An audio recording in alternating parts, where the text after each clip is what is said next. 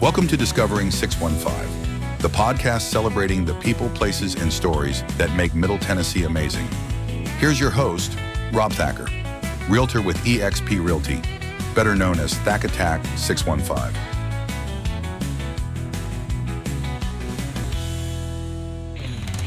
Hey everyone, welcome to another episode of Discovering 615. I'm your host, Rob Thacker, known also to some of you as Thack Attack 615 and realtor with eXp Realty here in Middle Tennessee. And today I am joined with Justyn Melendez. Thank you, Justyn, for coming on. He is the founder of Intentional Wealth. So we're looking forward to diving into finances and all things financial and grow your wealth. Yeah. So Justyn, thanks for coming on. No, I appreciate you bringing me on. It's definitely a privilege to be here and be podcasted with you and your platform. I always love talking about what I do, so you give me an opportunity is amazing. Well, that's great. And again, and also you're a veteran, correct? I am. So thank you. And you're still active though? I am. I'm active reserve. You Okay. can say I'm in my last year window for my medical retirement. So April 2026, I will be done. Okay. Well, thank you for your service too. Yes. Well, I appreciate that. Thank you. So let's just get a little personal background. How did you end up in Nashville, Tennessee? So 3 years ago, or almost 3 years ago, I had a little bit of a life change where I grew up in Paducah, Kentucky. I was looking for change, I guess you could say. Yeah. And I've always loved Nashville, and my end goal is to be down south. I wouldn't say Miami, South Beach, maybe Fort Lauderdale, West Palm. That's where I want to be. But I just wanted to kind of go a little bit more south, find a city that I knew that would, give me the opportunity to kind of share my knowledge of what I've learned, in my lifetime. And Nashville is growing. It has been growing. Oh, yes. And for what I do specifically, the opportunity was there. So I chose Nashville. And it's been great ever since. So what got you, you moved to Nashville, what got you into the financial field? I mean, and what inspired you to focus on wealth building? Because I know when I follow you on Instagram, you talk a lot about wealth building, personal wealth building. Yes. So what got you involved with that area? Yeah, that question gets asked to me all the time. And just for the listeners out there, we all have life experiences. All of us different life experiences. And I would say the most common one, though, that we can find commonality is poverty or some kind of scarcity of money. And I grew up in that kind of lifestyle. I had multiple different families that I lived with, and every family that I was with at the time still all struggled with the same thing, and it was money. But they had different ways of going about it. And I just knew for me, something finally clicked during COVID. That's when my journey really started, because I found myself making the same mistakes as my family was doing, and it just wasn't working. And then when COVID happened, it shut the world down, and it gave me the opportunity to think and really try to figure this out. It gave us the time to focus on something else besides societal pressures and work and things that we had to get done. So I know it sounds terrible. I hate what happened during COVID, but it was also a blessing for me because it did open my eyes to a whole nother lifestyle. And a friend of mine during that time introduced me to Grant Cardone. Okay, yeah. And not personally, he just about the man. And so I started, following him a little bit, read the 10X rule, went to the 10X growth conference, and just met some very interesting people. And the first event that I went to, I just got the bare minimum ticket. That's all I could afford at the time. And I was sitting at a table during the lunch, and there was a gentleman. You can tell this man was made of money, just the way he was dressed. Yeah. But he was so down to earth, right, and open. So I just started having a conversation with him, and he was like, "Hey, I really like you," because just based off of the questions I was asking him. And he was like, "There's a VIP party tonight, and I think I can get you in." Oh, wow. And so I was like, "What? Great. Like, I would love that. Appreciate it." And I knew when I got to that party, like there was probably maybe 80 to 100 individuals there, and they all knew what they were doing. And I knew for me, I just had this gut feeling that was like, Justyn, this is your opportunity to ask the questions that everyone needs an answer to. And so I just took advantage of it. And I started asking questions like, what are you doing with your money? Like, are you doing a 401k? Are you doing the Roth IRA? Like, is your money in the stock market? And, a lot of the answers that I was getting was no. A lot of them were saying, we started the same way, but we found out like true wealth is built in other ways. It's how we move our money consistently throughout our lifetime. It's about positioning instead of saving money. We're positioning, making sure every one of our dollars is making money. And I was just taking notes and just taking it all in. And the friend at the time, he's like, how was your experience? And I said, well, you're going to regret it because I'm going to share everything I've learned here to the world. And that was my mission. It's like everyone needs to know that there is another way to play this game. And 99% of our population plays it one way. And it's based off of the rules that those individuals set for us. And I was like, I don't want to do this anymore. So I'm going to share it. I'm going to teach it. I'm going to do it myself and implement it. And ever since I started doing that, like my life changed drastically. Wow. Like there's nothing, I guess at the beginning, there's nothing wrong with putting your money in a self-directed, or not even a self-directed, but just a Roth IRA. Like I still like those, right? Just to get in. 401ks, I have my own personal opinions on, but I still think there's a starting point for everybody, but learning how money actually worked is what changed my entire life. And it was those individuals openly telling me these things because I asked the right questions that really opened my eyes to another side of this world. And, I definitely blessed that I got that opportunity. And that's really what set me on this journey and on this path. That's awesome. That's great. So let me ask you this, because it sounds like, your goal is to help people, advise people. So what foundational steps then, when you talk to someone else, like if you're talking to me or a client or something like that, what is the foundational steps that you recommend for someone to begin building this wealth building journey? Yeah. We can talk about techniques and strategies all day, but I learned this the hard way myself because I tried to just jump right into it, but my mind wasn't ready for it. So I now say the last 3 years, when I do these teachings or, these workshops or these one-on-ones, I need to know that your financial mindset is where it needs to be before we ever start, putting these into play and implementing this into your life. Because you look at statistically showing between pro athletes and people that win the lottery, like the majority of them go bankrupt. Right? Well, it's because the mindset's not there. They weren't ready to receive that wealth. So the same bad habits that they had before, now they're going to have them here in the future with all of this money, and then it's gone. Yeah. Well, we have to make sure the mind is ready for that kind of money, for that kind of lifestyle. So that would be the first step. It's your financial mindset. So what do you find interesting? Because you're talking about mindset, and then I heard something you said earlier about, you made the comment about people saving money instead of money making money. Is that part of that mindset that Yes. you? Okay. Yes. Talk a little bit about that, because that's fascinating. Right. So we call it positioning money instead of saving money. I call it the financial ninja assassin. Okay. And that is called inflation. Inflation. We don't feel or notice inflation until it's too late. When things start to skyrocket and we're like, oh my gosh, it costs this much for eggs now, right? I looked at these little biscuit, the layers that you can get, the little small ones. I remember they were like 79, 89 cents for one. Now they're $1.99 for this, right? So I'm like you don't notice it because the life just changes as you go on. And if your money is not keeping up with inflation, well, then it's losing buying power. It's losing value over time. So I like to position money where I'm at least making above the rate of inflation. And I still have access to it when I need it.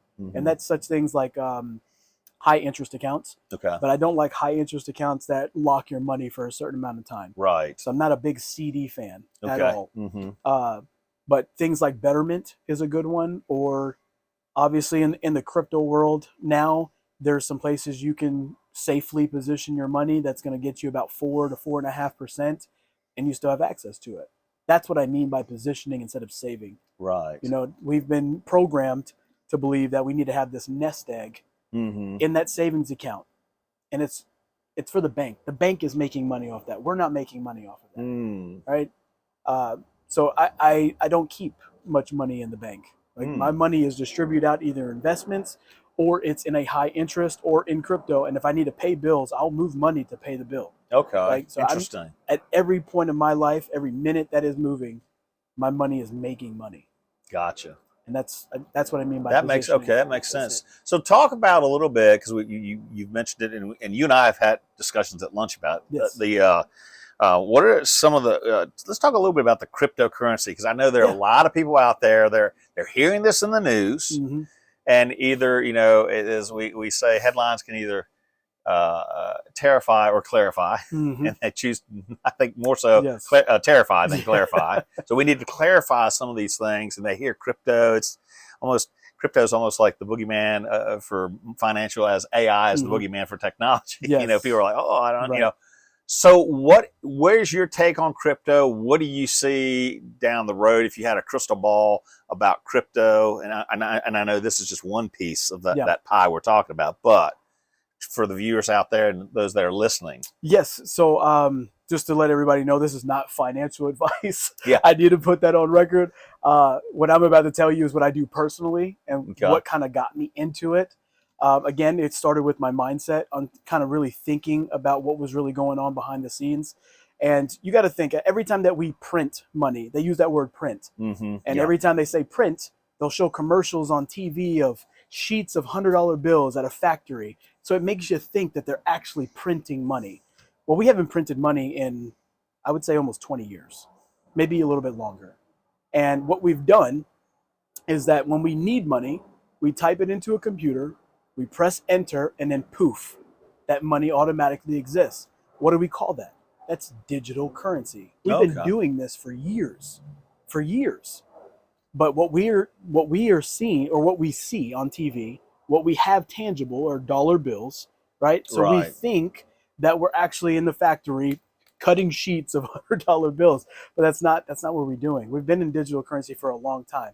And there's other countries that have been way more advanced and ahead of us on this. And I think personally, my personal opinion on that is because in order to adopt something like this, to make it favorable for everyone and be like this is the new norm, the government has to have full control over it, and they just haven't had that yet. So of course, like you said, they're going to create fear first, and then they're going to adopt and implement it, right? Gotcha. When they have full control over everything. And that's kind of where we're moving to right now. There are obviously, the fear of everyone is that you see all of these thousands of coins that you can invest into, and you hear success stories, and then you hear bad stories, right? I tell people, don't fall for that. Do not fall for that. There are individuals out there, especially the younger generation, that know how to do it, but it's a very small percentage of people that do that. Okay, the majority of the ones that think they can or try to, they get wrecked and they lose, and that causes bad publicity around the cryptocurrency space. So things like Bitcoin. Let's talk about Bitcoin for a little bit. Okay, yeah. Bitcoin has been around for a long time, for a very long time. And it has now been identified as the new digital currency, right? So you can buy fractions of the coin, knowing that what the government is doing with Bitcoin, that would be a safe bet to maybe position some money into, right? The popularity is there. The government backing is there. Around the world is using it. So that tells me that's more of a safe bet to start positioning some money into. Then you have things like Ethereum, right? XRP, XLM, Solana, Binance. Like there's different ones, but the utilization of these coins, that's what you need to pay more attention to, is how are they going to be used in the future? How are they being used now? Like what are they doing to be a part of the future, right? And when you start doing the education, the research around that, you're going to find out that there's very few of those coins that make sense to even invest and put money into on that. It just takes a little bit of time, but don't get carried away or get I'd say blindsided by all these other coins that you hear individuals making millions off of. Those success stories are maybe a tenth of a percent of our population that are actually doing it. Okay. Yeah, I would say. So do you have any recommendations if someone is going to get into the cryptocurrency aspect? Do you have any recommendations on which coin to look at? Or Yeah. I mean, I can definitely give recommendations. I can just tell you what I'm doing myself, okay. right? I was a little late to the game when it comes to Mhm. Bitcoin itself. Obviously, you're looking at a 108 to, I think it jumped up again today over 110,000 per coin. Like I mentioned, you can still buy fractions of the coin, Right. right, until you get up to that point. But there's other interesting coins too that are going to play a big part in what's to come, especially Mhm. with AI and all technology speaking, like XRP. Right. XRP is one that had a lot of bad publicity at the beginning, and but if people will go back and see what happened before the lawsuit, XRP was the second largest coin Mm. in market cap. It was the second largest coin. Ethereum was number 3. Right? That lawsuit happened. Ethereum popped up. XRP had a 4-year delay, and then they finally won, and now they're number 3. Right? Mm. So there's a lot of utilization of what's going to happen with XRP into the banking scheme of things. Right? That's more on the banking side, and they are buying up businesses to be a part of this ecosystem. So that's something to look into. I personally invest in XRP. Mm-hmm. XLM is another one. It's another Ripple company. So Ripple owns XRP and XLM. But that's another one that's also in the transactional space with XLM. I invest in that personally. There's things like VeChain that's more for blockchain kind of things, transactions. Um, that one's fairly new, but I did have a friend of mine that kind of talked to me about VeChain and what that's going into. So I definitely do your own research on that one. Right. Solana is a good one. I have not invested personally in Solana yet. I will. And then obviously there's Ethereum. I don't have anything in Ethereum. I think that my personal opinion on Ethereum, yes, it has some utilization. It just costs too much money to make sense. But I know with their layer 2, they're trying to bring down costs and things like that. But it still doesn't outperform me personally with XRP. So I just don't invest into it. But I would say for starters, looking at a coin right now, you're saying anywhere from $2.50 is XRP. XLM's around the 30 to 40 cent range. So those are ones to kind of get into. Gotcha. That are more safe bets right now. But I would say that's what I personally invest into. But before you look into it or put any money into the crypto space, definitely do your own research. Do your own research. Yeah. That's important. Do your own research, folks. Do your own research. Yes, for sure. So, well, what besides? So, but you mentioned earlier, the 401ks, the Roth, I think is what you mentioned earlier. Mm-hmm. The obviously stocks, cryptocurrency. What about real estate in terms of again to having this wealth building? What are you seeing right now in real estate in the real estate market? Now, yes, of course, the real estate market's me being in it. It's crazy. Yes. A little bit crazy right now. It is a little crazy because of all the uncertainty. Right. It's a lot of playing factors into that. We have going on. We have this tariff war that's going on. We have this bond issue with our treasury. Like we don't know what's going to happen. So people are a little scared, and they have every right to be. I get it, but we also know that real estate's not going anywhere. Right. So if you can weather the storm, you're going to be profitable long term, especially in Nashville. Like, yes. You think that the last 10 years of Nashville's growth was it? Like that was just stage 1 of what's coming. Exactly. And so what I tell people, I obviously don't tell them to invest into real estate, but it is definitely a strategic position play for your money, right? I love the position part, right? Because yes, it can be risky. That's more of the investment side, is more of risk. Position, there's really no risk involved. But in real estate, depending on location, there is very minimal risk, because you will be profitable in the long term as long as you can weather the storm on that. So I've always been pro real estate. When I say about Roth IRAs, I'm more say favorable towards self-directed accounts. So there's self-directed Roth IRAs and there's Mhm. self-directed solo Roth 401ks. Okay. That gives you more flexibility to invest your money in other areas besides the stock market. Yeah. So a lot of my clients, what I've done, family, friends, things like that, they all have self-directed accounts. And you can invest into crypto. You can invest in the stock market if you want Gotcha. to. You can invest into real estate. You can buy businesses with it. You can do almost anything that's a qualified investment in that. There's some restrictions when it comes to like collectibles, rugs, art, things like Mhm. that you can't do. But for the most part, like anything that's an investment, a qualified investment, you can use these accounts for. So it just gives you more flexibility. Okay. I like flexibility. I like access to my money. Right. The least amount of control the government has over my future, especially when we're talking about retirement, Yeah. that's what I want. I want them to have the least control over my assets and everything. So self-directed accounts, they give you that flexibility Gotcha. for that.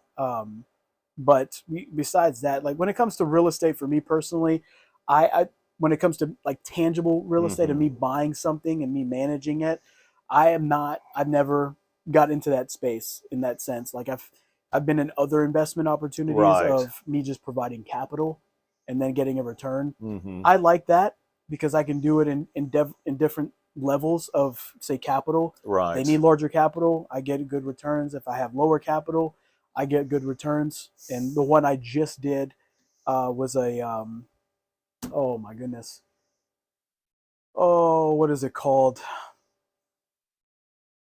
Why I'm drawing a blank here. Anyway, it will come to me. Yeah. It will come to me. But I gave, I think, 3,500 towards this investment. It was 3,950 is what I gave to this investment. It was a 60 day turnaround, and I made 30% on it. Wow. Right. So I have these relationships that I've built with these individuals that are in the real estate game that, just need small capital, big capital at certain times. And I don't like anything beyond a year. So if I can get something within 3 Yeah. months, 6 months, or 12 months, that's where I want to stay. Gotcha. And that's how I personally grow my money at a very high rate. It's not one investment making me 15, 20%.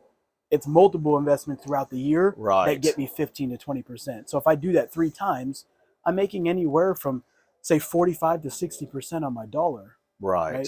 So, and a little history is the original origin word for currency is curren, a Latin term that means to move fast. To move fast. Oh, that's a great point. Right? So where did we get away from moving our money fast? Like somewhere it got lost in translation that we feel like it's more safe and comfortable to just let money sit. Yeah. And that's not what it was initially invented for. Gotcha. It was to move. That's what we should be doing with our money. Gotcha. That's a great point. I never thought about that before. A little Latin history there, folks. There you go. There you go. Think about currency and current. That makes sense. So how do you? So let's come back to it because you mentioned different things. How is there a balance? You mentioned the self-direct, which is fascinating to me because I've never thought of it. No, I don't think that's the first time I've heard of that. I think, well, in our discussions we've talked about it too. Right. And so talk a little bit. I know I kind of touched on it, but talk a little bit more about how do you get involved with that? Was that, I think you broke down something. Yeah. It allows you to control your money instead of someone else. Correct.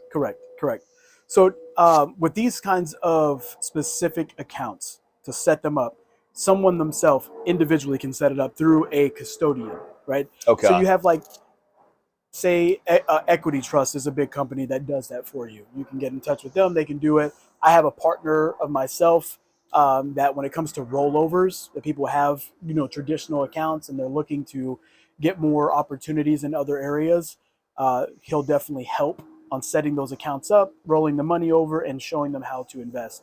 Now, he is the financial advisor in our setup in our company. Right. I'm more of the financial architect, which is my title. So I kind of structure everything out to be more advantageous when it comes to taxes, when it comes to growth and access. That's usually what I'm looking at. That's what my biggest focus is. And you have the most control over the account by saying, hey, I want to invest in this. The custodian is to actually invest it for you. You just find the opportunity to do it, right? Or the account that you have set up, right? So if you have like cryptocurrency and you have your bank account linked up with that 401, that solo 401 or that self-directed Roth, you can have money moved in there, invest, and move it back, right? The only thing that changes is the flexibility to move the money back and forth, right? The other requirements are the same. So you can only put $7,000 into your IRA per year. So you're capped and limited on that. Your solo 401k, you can put more into that, but a big chunk of it is on the Roth side, but then there's also a traditional side, so you have to keep that in mind. But it's more about flexibility for me. But they're not that hard to set up, and they're not that expensive either. When I look at management fees from a financial advisor compared to what it costs to have these accounts set up and what the annual fee is per year, you're saving money. Wow. You're saving money. On a long-term basis, you are saving money on this. So I've seen accounts be set up for $150, then you pay $200 a year just to keep them open on that. So I'm very pro when it comes to those accounts. And I think the reason why before talking with me, you didn't hear it is because it's not advertised. Yeah. I guess if you saw what's going on with Trump right now, he mentioned having the ability to use your traditional 401ks and other alternative investments. And that's what he's trying to push. Well, the reason is because more money has been rolled into self-directed accounts the last few years, which is taking control away from the government. Yeah. So now they want more control. They're going to give you flexibility to do this with your traditional accounts. It's like dangling that carrot. Yeah. Take this just to keep you in their system. Even with that being said, I still would move my money to a self-directed. Yeah. Yeah. That makes sense. And I mean, the stock market's been good for the last 10 years. Yeah. I mean, if you look at the last 10 years, it's been great. Like you should have gotten a chunk of money if you've positioned and moved your money around through the stock market. But that's not always the case. My biggest fear when it comes to the stock market is that when I'm ready to retire, when that time comes, when I hit 59 and a half years old, does the market decide to crash on me? Yeah. That's my biggest fear. I have no control over that. Right. I can put some things in place to mitigate the loss, but I'm still going to take a loss. And I don't want that. So I like to, as you get closer to that age, but I do it very early on, I am more concerned on consistent growth over time. I want my compounding to be uninterrupted. Gotcha. And there's several different ways you can do that in alternative investments. You can do that in life insurance. So I use all of these different strategies and structures to make sure that I have uninterrupted compounding interest throughout my lifetime. So when everyone else is making, they're making 20, 25% here, and I'm not making that consistently. Right. If I'm making 15 to 20% consistently with no downturn, like my money's going to grow a lot faster than you. Right. Even with all your gains that you had in the last 10 years. The next 10 years, is that going to be the same? Absolutely not. No. It's not. It can't, because the market has to correct itself. So right. Yeah. So there's just little things like that. I like consistent growth. Those accounts give you that because you get other access to other opportunities besides just the stock market. Real estate's one of the biggest plays. Data centers is another big play that we just got into, which is it's crazy when you talk about return. I'm not going to talk about returns on this one yet, but if someone is interested, I can definitely talk to you one-on-one on that. But it is insane what you can get out of the data centers and where our world is going to. AI, just to hit a little bit on AI, we already see it. We see how it's working in our lives right now, but AI is about to reinvent every aspect of our life. Everything. Oh yeah. Everything. I think you and I talked about that last week at lunch when we had lunch together. Yes, we did. And it's scary to think about, but it's also exciting. The thing is that we can't stop it. It's here. It's going to grow. And if you're not trying to learn it, it's going to be way worse than the .com era with internet, right? Like you can push back so long that I don't need to use this and you'll be fine. But if you're not using AI, like you're going to have major problems from yourself. You're going to make it a lot harder. So my advice to everyone listening is to start learning AI, even the basic knowledge of it. Exactly. Yeah. The basic knowledge of it. And I would say basic is Chat GPT. Yeah. Like, that would be the basic line. I give you an example for my kids. My oldest daughter, she's in middle school now, and she had a math problem that she was trying to figure out. And I haven't been in school forever, and if you've seen one of my last posts on my social media, like, I wasn't the best student at all. I knew numbers, loved numbers, basic numbers, like, because I knew that pertained to life. Right. Yeah. But there's like different things that I just didn't get in math. I just didn't really pay attention to, and one of them being like not just fractions, but fractions with money. Right? They're talking about cost of something, but there would be like it'd be like 3 3/4 cost of this, and I'm like, look, we don't operate that way. Like, if I go to the store, it does not say $1 something. Like, it doesn't. There's no fraction there. It's a decimal. Yeah, right? exactly. So, like, it's I was like, why? a dozen eggs and $8 is $4. Right, you know, right. 4.25. It's like you don't see the half. Yeah. So I'm so I start looking. I'm like, you know what? I'm not even gonna try. I know I can do it. I'm just not gonna try. But I'm gonna show her how to do this. So I was like, baby, copy this verbatim into ChatGPT and tell Chat to break this down at your level. So tell them you are 12 years old. You're in this grade, and you need help or assistance on how to break this problem down so you understand it at your level. And Chat did it. Yeah. And he did it way better than how I would have explained it to her, because my mind works differently. Exactly. Yeah. Right? So I love it for that aspect. That's the basic way to use it. That's more efficient. That's going to make things a lot easier. But it didn't just give her the answer. It broke it down so simplistically that she now knows how to do it. Yeah. And that's what I loved. So, like, use it for those purposes. But if you're trying to ask Chat questions about everything, just know that it is still fairly new, and we are the one who updates it on accurate information. So sometimes it can be wrong. Yes. Like, one of my strategies is, teaching people how to pay their children through a company structure that allows them to save on taxes and keep the money. I think I saw that you did a reel on that recently, didn't you? Yeah, that was fascinating. And with that, I asked Chat, like, Chat, how much can I pay my children per year? And I already know the answer to this, but one of my friends said, asked it because it's wrong. So I did that, and it said 14.5. Well, it's not 14.5. It's actually 15,000. So I had to correct Chat and let Chat know, like, hey, look at this, update yourself.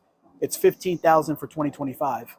And it did that. And it said, it thanked me. Yeah. So thank you, Justyn, for correcting me. I see that now. Yeah. It's 15,000. I'll update my system. Like, so it needs us for those things too. So I would say about 97% of the time it's right. 33% can be questionable. Yeah. But for those basic needs like that, recipes, nutritional diets, like just little things like that. Workouts. Just put in your body frame. You're a male. You weigh this much. You're this age, and there's your goal.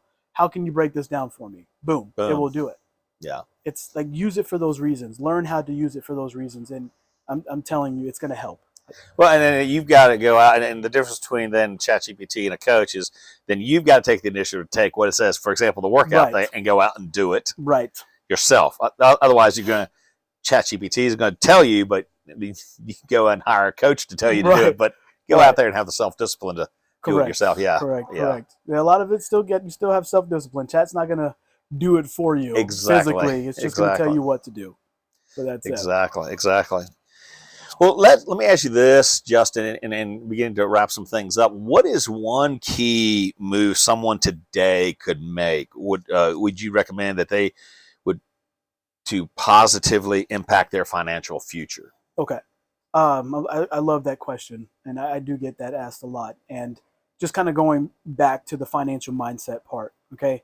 The financial mindset is just step one. There's financial IQ for step 2, financial structure, step 3, financial friends is step 4, and financial opportunities is step 5. Okay? In that order. So repeat those steps again. Step 1 is financial mindset. Number 2, financial IQ. Okay. Financial structure. Okay. Financial friends. Okay. And then financial opportunities. Okay, great. In that order. So as you get past the mindset, now we're talking about financial IQ. So first step on doing that is that you have to identify your current flow of money.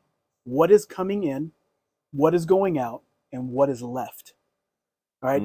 And that's the biggest thing. People, these have to be accurate numbers, especially on what's going out. It's easy to know what's coming in, but what's going out is the hard one, because people forget about the coffee that they buy on a weekly basis. Yeah. Or the pack of cigarettes. I mean, they say, oh, I only buy 2, but they really buy 3. Like, we really have to start dissecting these things so we understand how much money you are actually spending on a monthly basis. Bills, we know those are our current lifestyle expenses, right?